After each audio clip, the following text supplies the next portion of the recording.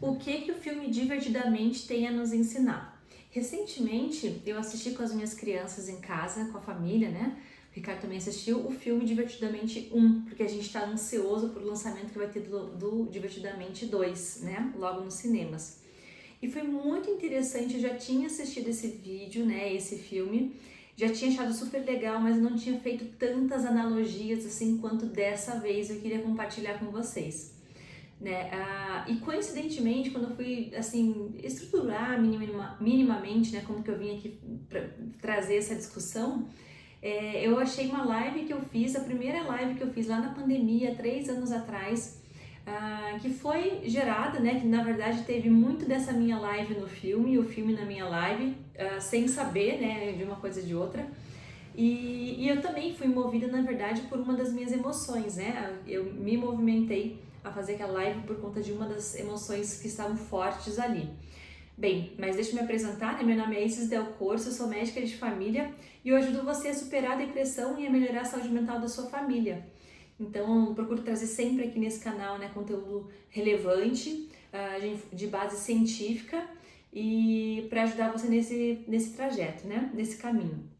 E esse filme, para quem não assistiu, me permita brevemente te descrever, né, cinco dos principais personagens ali desse filme, além da menininha, né?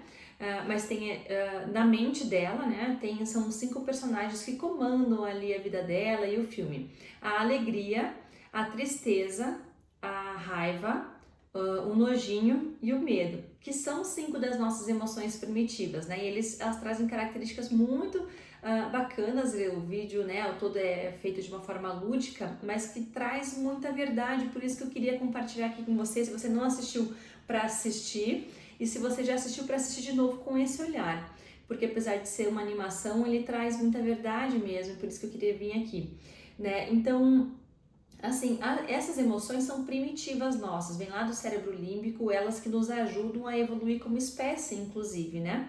É, então, e muitas coisas, e a gente vê ali no filme, por exemplo, que uma não pode substituir a outra.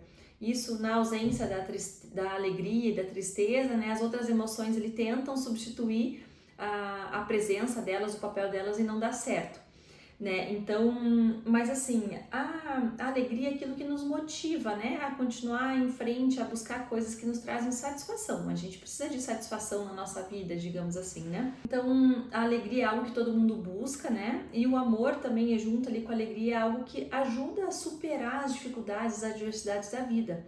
Então, por isso que elas são tão importantes, né? É o que todo mundo quer, é o que a gente quer mais do que sobreviver, mais do que viver, é ser feliz na vida, é o que a gente deseja para nós, para os nossos filhos, para quem a gente mais ama.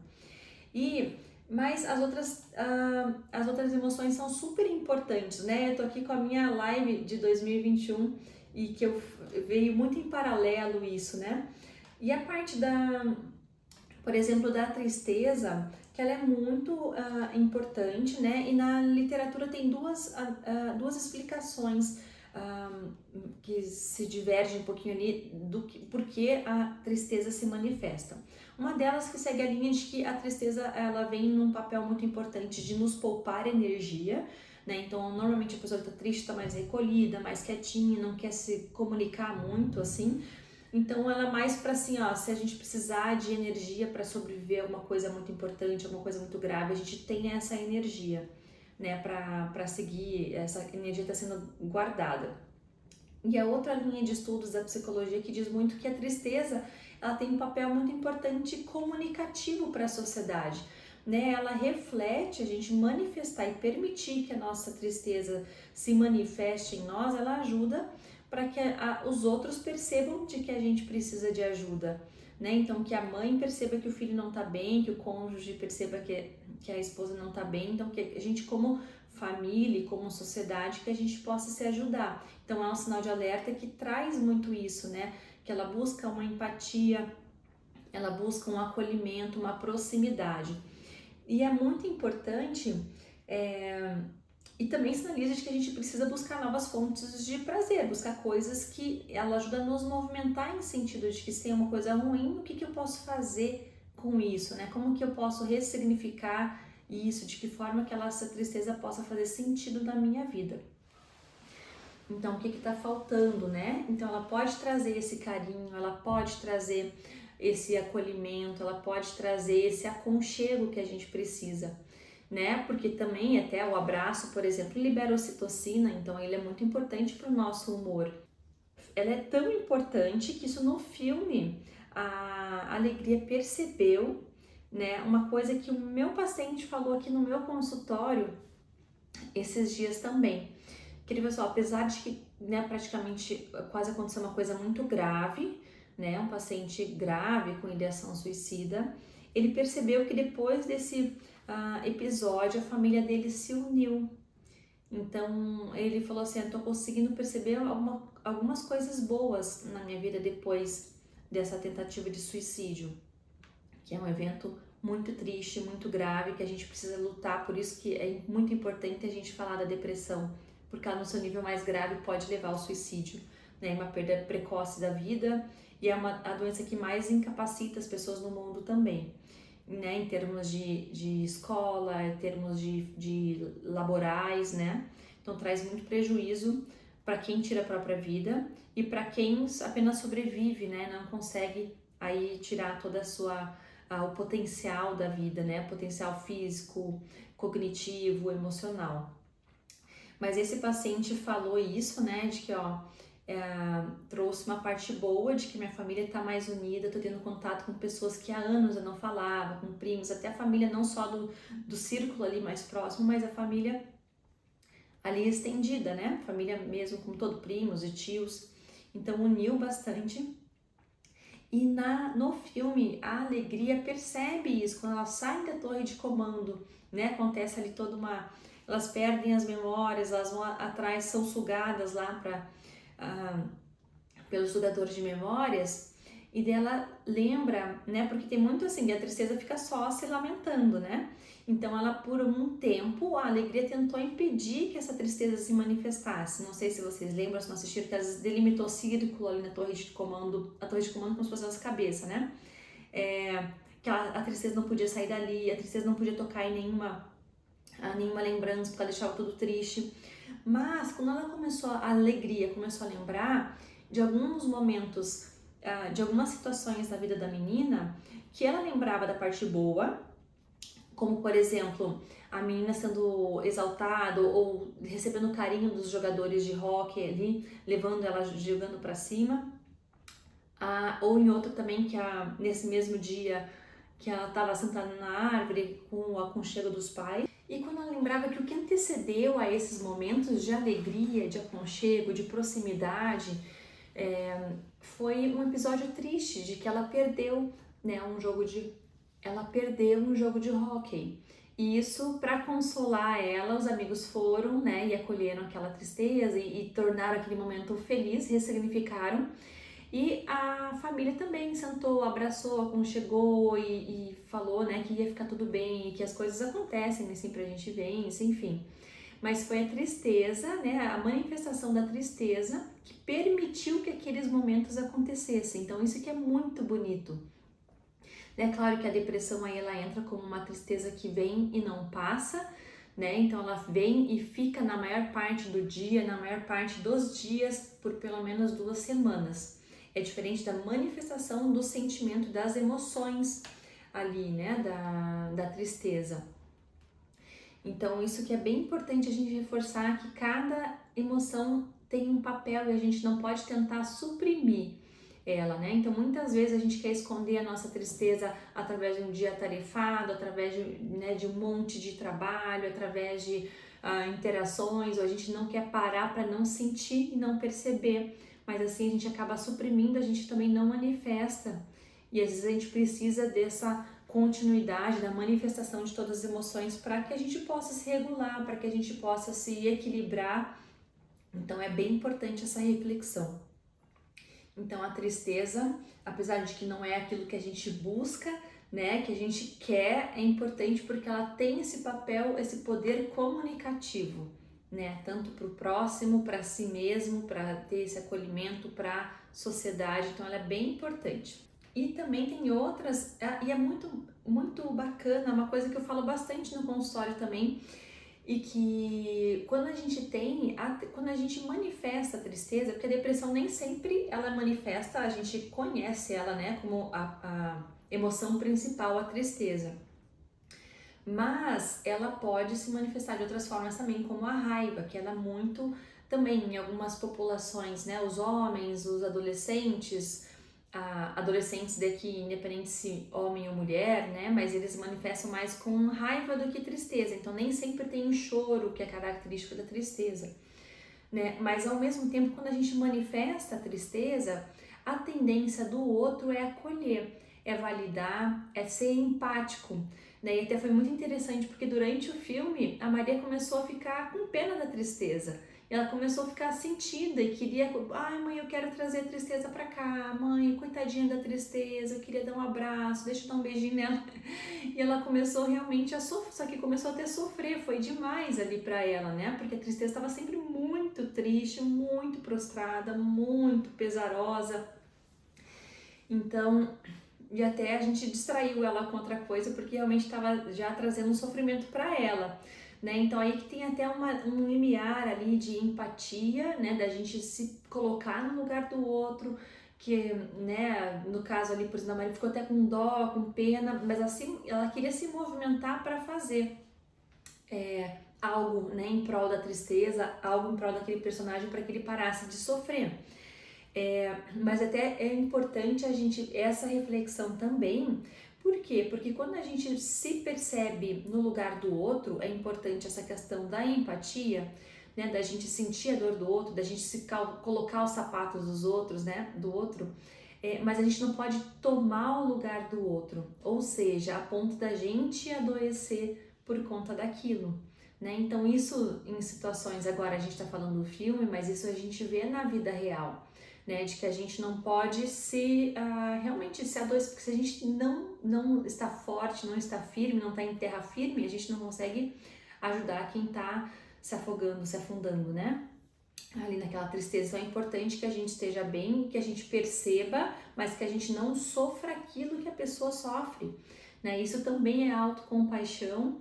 Então a gente precisa ter a compaixão, né, a outro, mas a autocompaixão a ponto de não deixar aquilo nos afetar mais do que deve para que a gente possa se colocar em movimento, porque senão a gente se paralisa também, né? Então isso em todas as situações de vida. Agora, né, a gente está tendo a parte dos nossos irmãos ali do Rio Grande do Sul com toda a tragédia das chuvas, das enchentes, dos alagamentos.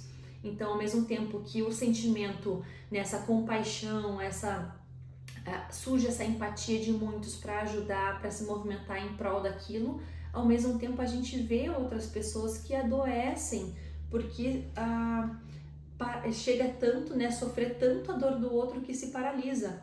Então esse é um parêntese só que eu queria trazer aqui porque é bem importante que a gente consiga ter esse limiar, né, para a gente se proteger para continuar podendo ajudar. Né? A ideia não é sentir o que o outro sente e sofrer junto e se abraçar na amargura, digamos assim, mas não, de que realmente a gente consiga ser um porto seguro e que a gente se mantenha bem, se mantenha em segurança, né, e se mantenha firme para poder ajudar. E aí também teve a outra, quando também, principalmente no filme, né, ali a alegria e a tristeza saíram na torre de comando, o medo se manifestava muitas vezes. Né? E ele é muito importante na nossa vida, também é uma emoção primitiva, porque a gente precisa, vem lá do cérebro límbico, é o que nos protege dos perigos. Então, quando a gente vai atravessando a rua porque acha que pode ser assaltado, ou porque a gente percebe que aquele ambiente pode ter um perigo para os nossos filhos, ou porque a gente percebe que corre algum tipo de risco, a gente consegue sair daquele risco ou tentar medir ali aquele perigo, né, para apontar qual o risco-benefício de eu ficar, o que eu preciso fazer, luta ou fuga, né, ativa muito o nosso sistema de luta ou fuga. Então, para ficar, e vai ter que lutar contra aquele agressor, os homens das cavernas contra os predadores, né, ou fugir daquele predador, fugir daquele assalto, fugir daquele perigo iminente, fugir daquele lugar de desabamento, enfim. Então, ele é muito importante, traz realmente proteção pra gente.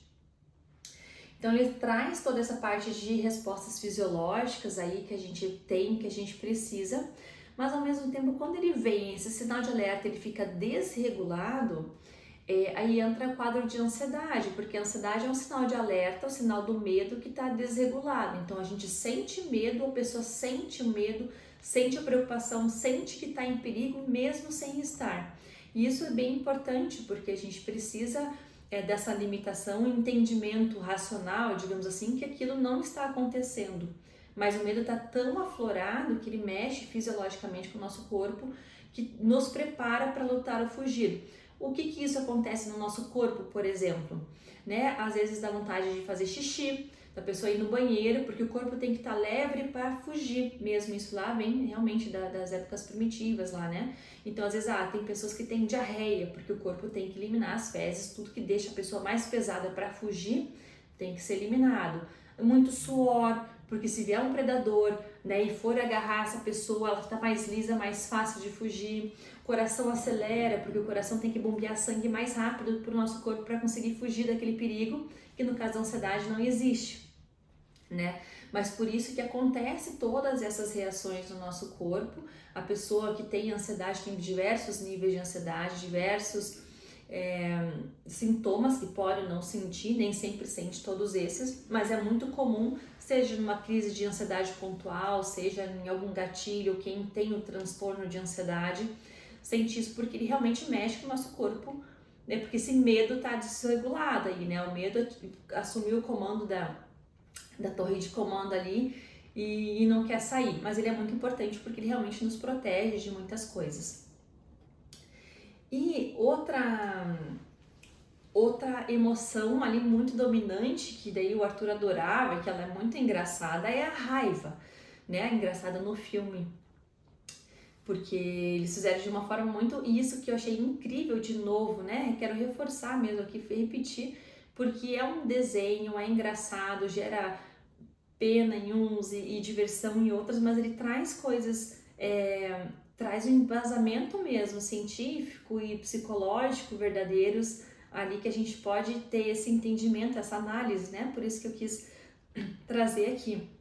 Mas a raiva, ela manifesta ali, né? A hora que ela fica brava com alguma coisa, a hora que ela quer explosiva, né? Às vezes perde a capacidade de argumentação. Mas ela ao mesmo tempo, então quando ela não é controlada, quando ela não é trabalhada, ela gera esse prejuízo na comunicação, né? Aquela pessoa que responde rispidamente, é 8 ou 80, pavio curto, como os rótulos que a gente fala. Mas ela ao mesmo tempo é o que impulsiona a pessoa a fazer, a ser determinada, né? Fazer com determinação certas coisas. E ali no filme, dividir, superar dificuldades, desafios, e no filme é isso que ela faz, né? Quando ela se manifesta sem ter essa razão, ela acaba falando um palavrão, ela quer acionar, bufar, faz a menina fechar a cara, né? Mas ao mesmo tempo, no final eles mostram de que a raiva assumindo o comando ali da torre de comando, quando a menina tem que ter essa gana por vencer o jogo de hóquei, por ser determinada por fazer tal ação ali para se jogar ou para numa outra competição. Então ela é saudável nesse sentido, porque ela nos movimenta para muita coisa, né? Tira a pessoa da paralisação, por isso que ela é bem importante, né? Mas ao mesmo tempo, quando ela está desregulada, é a raiva que fez ela fugir, buscar, né? Então deixou ela determinada por uma coisa que era prejudicial para ela. E por que ela fez ela fugir, né? Porque a tristeza não estava na torre de comando. Quando a tristeza voltou ali para a cabecinha da menina, né? Digamos assim, usando a analogia do filme, a tristeza conseguiu se manifestar, a alegria falou, ó, tristeza, vai e assuma você o comando. E a menina começou a chorar e ligou para os pais e se permitiu ser acolhida, né? E se permitiu chorar e permitiu o abraço e até ali a ilha da família começou a se restabelecer, porque ela permitiu, né, essa manifestação dessa emoção. E a tristeza e a raiva, enquanto isso ela estava ali, ela que estava gerindo tudo, né? E isso, na verdade, lembra que lá no começo dessa live eu falei que lá em 2021, há 3 anos atrás eu fiz, e foi em maio, foi praticamente exatamente 3 anos essa live, que me movimentou foi uma raiva também, né? A gente estava em pandemia E é saudável a gente sentir a raiva nesse sentido, né? A gente só precisa saber o que fazer com esses sentimentos. E de novo, na minha cidade, aqui em Curitiba, tinha dado de novo um lockdown, né? Então você fica com raiva da situação, com raiva, putz, de novo, né? Não dá pra sair, não dá pra fazer as coisas, não dá pra ir trabalhar, não dá pra... Surge aquele medo, vem junto uma série de emoções. Mas foi essa raiva, né, que eu validei ela, então percebi que eu tava com esse sentimento e que eu senti que eu precisava fazer alguma coisa em relação a isso, né? Não podia ficar com aquela emoção toda dentro de mim, aquela energia. A raiva a gente pode definir muito uma energia muito grande ali, só que quando a gente não manifesta ela vai, é tipo um botijão de gás, uma coisa que vai explodir, que é quando explode na hora errada, que faz, né, que traz prejuízo. Mas ali eu me movimentei para, não, preciso canalizar essa minha energia para alguma coisa, senão eu vou adoecer também, né? Então a gente é importante reconhecer, e aqui entra um papel importante para a gente buscar esse autoconhecimento, né? Isso pode ser feito de várias formas, uma na terapia, né? A terapia é bem importante, não é coisa de doido, não é coisa de louco, não é coisa para quem já tá muito grave, né? Que nem dizem, mas ela promove esse autoconhecimento, um momento de reflexão, mas também é importante a gente fazer, né, dentro de cada um de nós ter momentos de silêncio, momentos de reflexão na vida e no dia a dia para se conhecer, para se perceber, para conseguir identificar essas coisas, o que me faz bem, o que não me faz bem, o que me faz mal. Né? O que me ajuda a me reerguer mais rápido quando eu tô para baixo, né? O que pode ter sido aquele gatilho que te deixou mais triste. Então esse é bem importante, é um processo contínuo, ele nunca tem fim, porque somos seres que estamos em constante evolução e mudança, né? Mas a gente buscar esse autoconhecimento é bem importante. E aqui é bem importante também a gente fazer uma outra observação de que por isso o silêncio ele é muito importante. A nossa vida tem muito barulho, né? Barulho de carro, de construção, de redes sociais, então de conversas e muitas pessoas tendem a querer se esconder atrás do trabalho, se esconder atrás das redes sociais, de ficar navegando, de ficar vendo sempre alguma série, alguma coisa. Isso é válido, claro que é válido, né? Às vezes pode relaxar ou pode trazer momentos em família, como esse que eu tive com os meus filhos, com meu marido em casa. Pode trazer reflexões, pode trazer um momento de descanso, de união, mas também a gente tem que cuidar para que não seja algo que sufoque e que abafe, que não permita que as emoções se manifestem. Porque quando a gente está na correria do dia a dia, ou muita gente intencionalmente faz isso, né? Tipo, não me permito parar para não sentir, às vezes, a morte de alguém, ou para não sentir a depressão, ou para a vida continuar, mas a gente precisa ter esses momentos, que é assim que a gente consegue se autorregular. Então, quando a gente não permite, né? A gente segue a vida na correria sem permitir sentir, a gente vai colocando aquilo numa câmera, algo que vai uma hora, vai explodir uma hora, aquilo vai ter que ser vivenciado de uma forma ou de outra.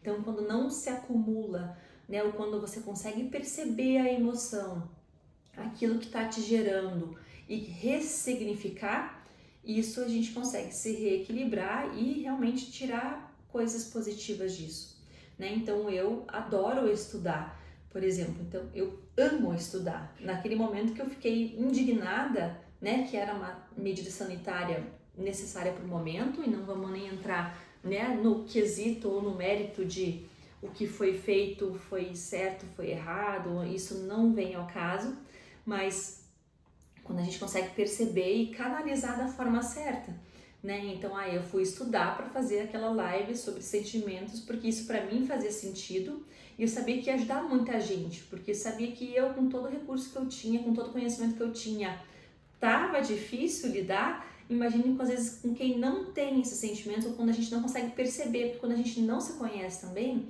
a gente não consegue entender o que está acontecendo. Então, aquele desconforto ali dentro é o que? É o medo, é a raiva, é a tristeza, ou é o nojinho. Tinha um personagem de nojinho também ali no filme, que também tem esse papel, né? Que até eles falam de proteger contra a intoxicação, contra coisas que são diferentes, que possam colocar a sua vida em risco de alguma forma, né?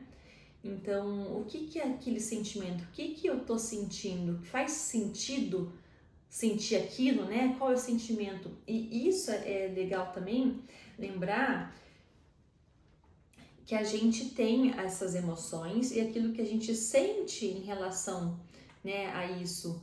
E a gente pensa coisas em relação a isso. Então, o pensamento, o sentir e o agir estão interligados. Percebe que eu tive a emoção, é o que eu senti, a raiva, né? Usando o meu exemplo mesmo aqui. Eu senti a raiva. E o meu pensamento, né, quando que a gente difere ali, o que é o pensamento, o que é o sentimento, né? E o que é a emoção. Então, o sentimento, quando você consegue validar e entender aquela emoção, né? E daí você pensa, e é um ciclo, né? A emoção gera o sentimento, que gera o pensamento, que gera a ação. Então, se a gente podia estourar e sair gritando com todo mundo e ficar com raiva, bater o pé, bater a porta e fazer isso às vezes acontece quando não é canalizado, né? Muitas vezes quando não é compreendido, ou canalizar e sentir, o pensamento, como que eu vou canalizar, como que eu vou resolver isso, né? Na verdade, a gente trazer um pouco para o racional, nesse sentido de você conseguir enxergar como que eu vou resolver isso, o que que eu vou fazer com isso, né? O que a gente vai fazer com essa emoção que a gente tem. Então, tem isso, mas também é importante a gente perceber, e daí é um assunto para um outro dia, mas que os nossos pensamentos geram as nossas emoções, os nossos sentimentos e o nosso agir também. Né? O Augusto Cury fala isso, a Flávia Pereira, que é uma educadora parental, também fala isso. Mas então isso é bem importante a gente prestar atenção, porque essas emoções elas podem fazer sentido porque a gente viveu alguma coisa que te fez sentir feliz, te fez sentir triste, te fez sentir com raiva, né? Te gerou essas emoções, mas os pensamentos podem trazer isso também, né? Então, por isso o pensamento positivo tem a sensação, e não a positividade tóxica, mas de ver o lado cheio do copo, né? O copo meio cheio ou meio vazio, que a gente fala. Então, ele gera também sensações positivas, sensações boas, e que fazem eles agir em prol daquilo, ou também os pensamentos ansiosos, e daí não necessariamente dentro de um transtorno de ansiedade, mas ou os pensamentos ruminativos, que podem estar também, pensamentos ruminativos ou intrusivos, que podem estar na ansiedade, na depressão, aquele que você fica remoendo, sabe? Fica remoendo aquela situação que aconteceu lá atrás, fulano de tal falou isso, não sei o que, e você fica alimentando a tua mente com aquilo, com aqueles pensamentos que te geram emoções de novo, né? Mas você não está vivendo aquela situação, mas te gera emoções que te fazem agir conforme aquelas emoções. Então, por isso que é importante a gente cuidar do nosso pensamento. Tem muitas estratégias que a gente pode fazer isso, mas a partir do momento que você consegue começar a buscar ali, o autoconhecimento, pensar, opa, esse não faz sentido eu pensar nisso agora, tá tudo bem, tô num evento legal, tô na escola, tô no trabalho, tô na festa em família. Então a gente identificar, a gente parar para se conhecer, pequenos, às vezes segundos de pausa trazem grandes reflexões, então isso é bem importante. Então essa que é a diferença, né, do sentimento, é reconhecer e validar as emoções, estar ciente das emoções, né, e de tudo que desencadeia ali, dessa interpretação, né, de algo bom, é algo ruim, é algo que me faz bem ou que me faz mal, e agir a partir dali. Então, o que a gente pode fazer um resumão dessa nossa conversa aqui? De que é importante a gente validar, saber que a gente tem essas emoções que fazem parte, então quando a gente perceber, a gente, né, sentir, ok, não tentar esconder. Todas as emoções precisam ser sentidas e manifestadas, né? Então a gente não pode tentar suprimir ou esconder nenhuma delas. Então a gente precisa buscar um estilo de vida que permita fazer essas pausas, né? Que permita fazer essas reflexões, buscar esse autoconhecimento, que permita espaço para elas se autorregularem também, contato com a natureza, momentos de silêncio, momentos de meditação, de reflexão, de oração, coisas que acalmam a mente, acalmam o corpo, são bem importantes, nos ajudam muito nesse processo. Lembrar também que as emoções elas podem acontecer por eventos reais, concretos, né? A morte de alguém, uma tragédia, ou uma prova que vai fazer no dia seguinte, ou uma entrevista de emprego, mas também elas podem acontecer, elas podem se manifestar por pensamentos. Então isso é importante a gente identificar, né? É um pensamento real ou imaginário, é um pensamento, isso está acontecendo mesmo ou não, e a gente avaliar o que a gente consegue fazer com elas, né? Eu consigo gerir isso sozinha, tá ok para mim, eu consigo dissipar quando eu tô ansiosa, quando eu tô nervosa, quando eu consigo sair para correr, eu vou para musculação, vou pro Muay Thai, eu vou pro o que eu vou fazer com aquilo, né? Eu vou fazer uma aula de meditação, vou para uma massagem relaxante, o que eu vou fazer? Eu consigo gerir isso sozinha? Consigo resolver isso sozinha, eu mesma? Ou eu preciso desses recursos adicionais que são ok, da academia, ou correr no parque, ou uma massagem? Ou eu preciso de auxílio de outras pessoas, né? de mais recursos, mais pessoas? E eu tenho esses recursos, eu tenho esse apoio, essa validação? Então a gente dá conta disso sozinha ou não? Né? Ou a gente precisa de ajuda, quem sabe, profissional, especializada? Né? Então quando a gente percebe que as emoções elas estão desreguladas, não estão ok, na maior parte do dia, né? E pelos muitos dias, muitas semanas, aí para diagnóstico a gente varia bastante de depressão e de intensidade de sintomas também, né? Então a minha tristeza veio por uma situação pontual e foi embora, ok, faz parte, né? Mas ela veio, pode até ter sido estimulada por uma situação, mas ela não foi embora e tá comigo na maior parte do dia, nas 2 últimas semanas, opa, pode ser que tenha uma depressão ali, então é importante a gente avaliar. Toda depressão tem que tratar com medicação? Não, mas a gente precisa tratar, a gente precisa avaliar, a gente precisa acompanhar, né? E também a ansiedade, o alarme ali, ou a raiva, né? Que também pode ser sinal de depressão, ou o medo veio, já tá faz semanas, tá meses. A gente se acostuma a viver com ansiedade, né? Isso tem uma diferença muito grande. Às vezes os níveis de ansiedade vão se acumulando e a pessoa acha que a vida é agitada, que tem que ser assim e que ok, mas não, isso em algum momento o balde vai transbordar, o copo vai transbordar, então é importante a gente avaliar isso também. Tá? Então, não consigo, tá me atrapalhando em vários âmbitos da vida, preciso de ajuda, tá tudo bem pedir ajuda, né? Então é importante, na medicina de família a gente consegue ter esse olhar tanto médico, né, de prescrever uma medicação quando é necessário, quanto trazer muitas ferramentas de comunicação, de acolhimento, de reflexão, de terapia juntos, né? Então é bem importante, é um trabalho bem completo, e que pode trazer muita resolutividade, muito alívio, quando já tem o sofrimento, mas também é um recurso muito importante de quando, né, às vezes vem por outras queixas, você consegue perceber numa consulta em outra que tem coisa acontecendo, vamos observar, vamos olhar para isso, vamos ver o que a gente vai fazer junto em relação a isso, tá bom? Então é isso, me conta aqui se você já assistiu esse filme ou não, se você está ansioso pelo número 2 ou não. Depois eu venho fazer de novo isso aqui mesmo com o filme 2, tá bom? O filme 2 eu assisti nos cinemas com as crianças, estou super ansiosa, aquela ansiedade boa, né? E daí a gente conversa de novo em relação a isso, tá bom? Beijo!